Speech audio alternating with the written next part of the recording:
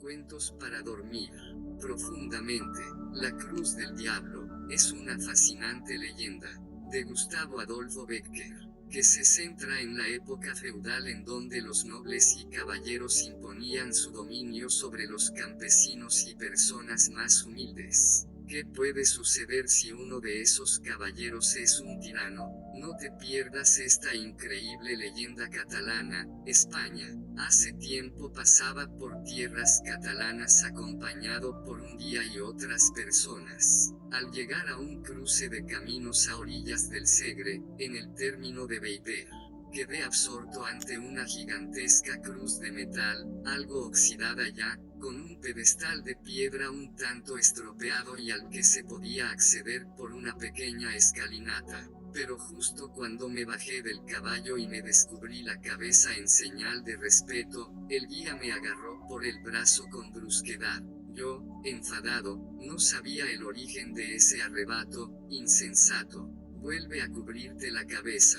¿Qué haces?, dijo el guía, avivando aún más mi asombro y mi ira. Solo iba a mostrar respeto a Dios, me defendí yo. A Dios, dices. En verdad te digo que si dedicas una sola oración a los pies de esta cruz, las montañas que ves crecerán hasta el cielo y taparán para siempre la luz del sol. ¿Qué quieres decir?, dije sin entender nada. Esta cruz no es santa. El mismísimo demonio mora en ella. Os lo explicaré al llegar al pueblo. Llegamos al pueblo cuando el sol acababa de ponerse. Encendimos el fuego de la chimenea y ya frente a ella, el guía comenzó a narrar una increíble leyenda que aún pesa en torno a la cruz que vi en el camino. Todos escuchamos con atención. Hace mucho tiempo, sobre los riscos de la colina que empieza tras el Segre, se alzaba un castillo, del que aún quedan algunos vestigios, y que fue la morada de un vil señor que mantuvo aterrados a los habitantes de este lugar durante mucho tiempo. El hombre,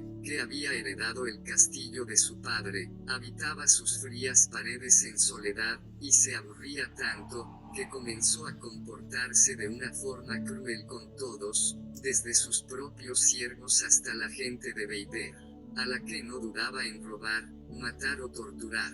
Secuestraba a las mujeres, mataba a los campesinos, y los pobres no sabían qué hacer para defenderse. De hecho, acudieron numerosas veces ante el rey para explicar su situación, pero él nunca quiso hacer nada para ayudarles. Afortunadamente, el déspota y tirano caballero se aburría tanto que decidió partir a la guerra en las cruzadas. Durante 3 años, los habitantes de aquel lugar pudieron respirar tranquilos. Pero la paz se acabó con el regreso de un caballero que se había vuelto aún más malvado. ¿Cómo consiguieron acabar con el noble déspota? Podéis imaginar el terror de aquellas pobres gentes, a las que volvieron a ahogar con injustos tributos, a los que perseguían y mataban si no pagaban impuestos descomunales. Los más pobres acudieron de nuevo ante el rey, y obtuvieron un silencio aterrador como respuesta.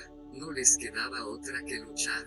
El pueblo de Beiber se levantó entonces en armas contra su señor, en una cruenta batalla en la que murieron muchos. Pero un día, o mejor dicho, una noche, en la que los villanos que acompañaban y servían al malvado noble, celebraban una victoria de una batalla, aprovecharon los campesinos un descuido. Los caballeros estaban borrachos y no se dieron cuenta de que el enemigo trepaba por las almenas. Los campesinos consiguieron dar muerte a todos ellos, incluido el capitán, el vil señor que les dirigía. Colgaron en la entrada del castillo su armadura, y se alejaron orgullosos del siniestro lugar. Nadie se atrevía a entrar de nuevo en aquel lugar, ni a mirar de frente esa armadura. De hecho, empezaron a circular historias sobre el posible castigo divino por contemplar aquellas armas, empapadas de maldad y muerte. Así que todos prefirieron dejarlas allí, junto a los huesos de los moradores del castillo. Durante un tiempo todos volvieron a respirar tranquilos. Pero la paz no duró para siempre. La llegada de los bandidos y el misterioso capitán que los dirigía un día, un grupo grupo de bandidos se hicieron con el castillo. Desde entonces, volvieron los robos, los asesinatos, los secuestros. Pero lo peor de todo es que un misterio tenebroso y diabólico se escondía tras todos esos actos. Al mando del grupo que operaba, iba siempre un hombre vestido con la armadura del noble asesinado. Y, mientras que los asesinatos se multiplicaban, los campesinos volvieron a la lucha para intentar atrapar a los bandidos. Al final consiguieron capturar a uno de ellos, y escucharon aterrados la historia que tenía que contarles. En realidad somos un grupo de nobles, atraídos por las malas artes. Yo fui desheredado por mi propio padre. Decidimos juntarnos y así es como llegamos hasta el castillo del Segre. Pero una vez allí, ocurrió algo. Discutíamos una noche por decidir quién sería el jefe, cuando de pronto apareció entre la oscuridad del lugar un hombre ataviado con una armadura. La visera le tapaba el rostro, y lo único que dijo, con una voz cavernosa que hiela la sangre es, si alguno de vosotros se atreve a ser el primero mientras yo habite en este castillo del Segre, que tome esta espada, signo del poder. Ninguno de los que estábamos allí nos atrevimos a hacer nada. Desde entonces, este extraño caballero nos guía. Nunca se quita la armadura, ni levanta la visera. Las flechas se hunden en su cuerpo sin hacerle nada, y es capaz de atravesar un muro de fuego sin quemarse. En verdad pensamos que puede ser el demonio. El encuentro entre la gente de Beiber y el ermitaño el demonio en el cuerpo de su antiguo señor.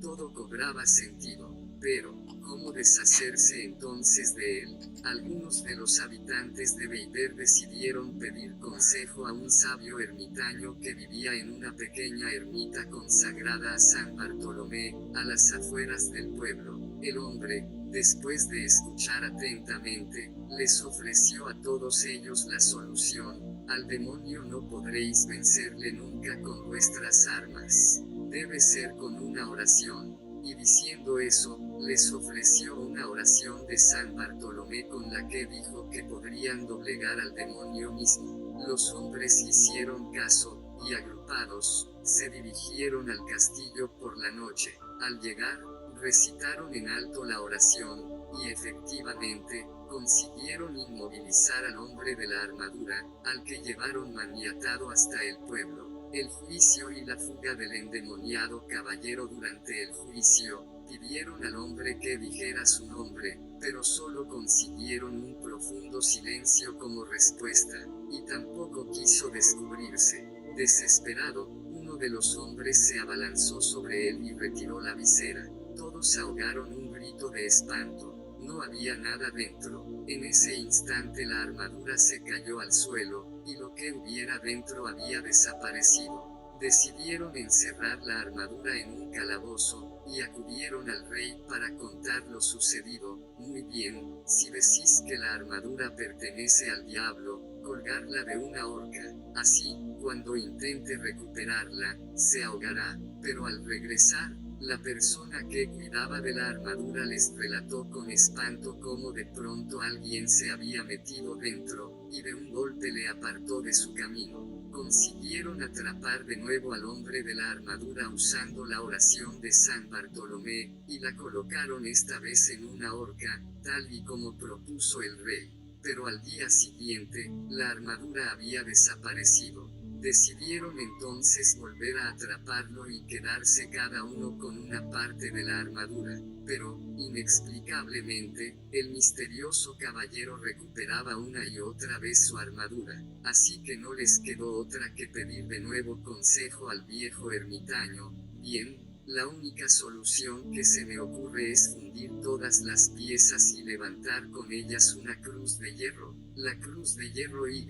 Así fue como decidieron crear la cruz de hierro. Atraparon de nuevo al hombre y echaron las partes de la armadura al fuego. Quienes estaban allí, recuerdan con horror los gritos y lamentos que despedía el fuego, y cómo el humo formaba extrañas formas que se retorcían en el aire. peor aún lo que narran los herreros que debían golpear el hierro fundido para crear la cruz. Aseguran que tuvieron que esforzarse mucho porque el hierro se retorcía y gritaba cada vez que le golpeaban. Al fin consiguieron formar la cruz, y la colocaron en el lugar donde la encontrasteis. Desde entonces, nadie se atreve a parar allí, ya que cuentan que fue durante tiempo el lugar favorito de salteadores y asesinos, y que en las noches de tormenta, todos los rayos abrazan la cruz y destrozan parte de su pedestal. Sin duda, es la cruz del diablo, la única morada que consiguió vencerle para siempre.